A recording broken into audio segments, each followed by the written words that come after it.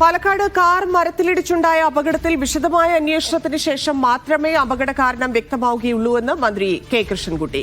പന്നിയാണോ റോഡിന്റെ വളവാണോ അപകട കാരണമെന്ന് പരിശോധിക്കുമെന്നും മന്ത്രി പറഞ്ഞു. ഇതിനെക്കുറിച്ച് വിശദമായ അന്വേഷണം പോലീസ് നടത്തുന്നുണ്ട്. എവിടെയാണ് അപാകത ഉണ്ടായി എന്നുള്ളത് പരിശോധിച്ച് എവിടെയെങ്കിലും കുറ്റക്കാരുണ്ടെങ്കിൽ അത് നടപടിയെടുക്കുക. അതേപോലെ റോഡിൻ്റെ വളവുണ്ട്. പന്നി ഞാൻ അവിടെ വരുമ്പോൾ ഇറങ്ങി പന്നി ചാടി കുറുക്കച്ചാടി എന്ന് പറയുന്നുണ്ട്. ഏതാ ശരിയെന്നുള്ളത് അറിയില്ല. റോഡിൻ്റെ വളവുണ്ടെങ്കിൽ ട്രാഫിക്കിൻ്റെ അത് നോക്കിയിട്ട് ആ വളവ് നിർത്താനുള്ള ഏർപ്പാട് ചെയ്യും. പന്നിയുടെ ആണെങ്കിൽ അതെന്താണെന്ന് പരിശോധിക്കണം. അതൊക്കെ പരിശോധിച്ച ശേഷമേ പറയാൻ പറ്റുള്ളൂ. അന്വേഷണം നടത്തിയിട്ടെ ഒരു വ്യക്തമായി അന്വേഷിക്കാമെന്ന് പോലീസ് ഏറ്റുന്നുണ്ട്. സാജിദ് അജ്മൽ ചേരുന്നുണ്ട്. സാജിദ്, അപകട കാരണത്തിൽ ഒരു അവ്യക്തതയുണ്ട്. എന്താണ് സംഭവിച്ചത് എന്നുള്ളതിൽ വ്യക്തത വന്നിട്ടുണ്ടോ? ഒപ്പം തന്നെ എങ്ങനെ അന്വേഷിക്കാമെന്നാണ് മന്ത്രിമാർ പറഞ്ഞത്? തന്നെ ഇന്നലെ രാത്രിയിലാണ് ഈ അപകടം ഉണ്ടാകുന്നത്.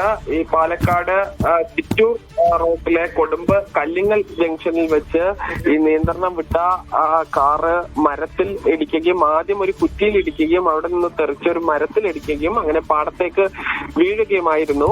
ഈ വണ്ടി ഓടിച്ചിരുന്ന വ്യക്തി പറഞ്ഞിരുന്നത് ആ വിദ്യാർത്ഥി ഈ നിസാര പരിക്കുകളോടുകൂടി രക്ഷപ്പെട്ടു. ആദിത്യൻ പോലീസിന് നൽകിയ മൊഴി പന്നി കുറുകെ ചാടിയാണ് അപകടം ഉണ്ടായത് എന്നുള്ളതാണ്.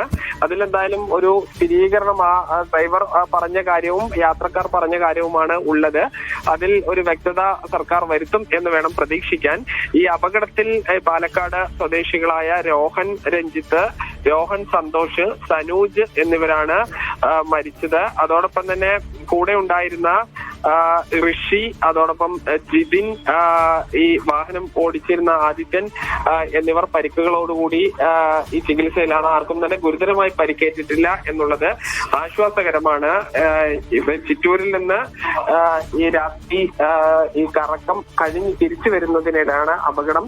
മന്ത്രി K Krishnankutty, M D Rajesh, V K Sreekandan തുടങ്ങിയവരെല്ലാം തന്നെ ഇവിടെ എത്തുകയും ഈ കുടുംബാംഗങ്ങളോട് സംസാരിക്കുകയും ചെയ്തിരുന്നു.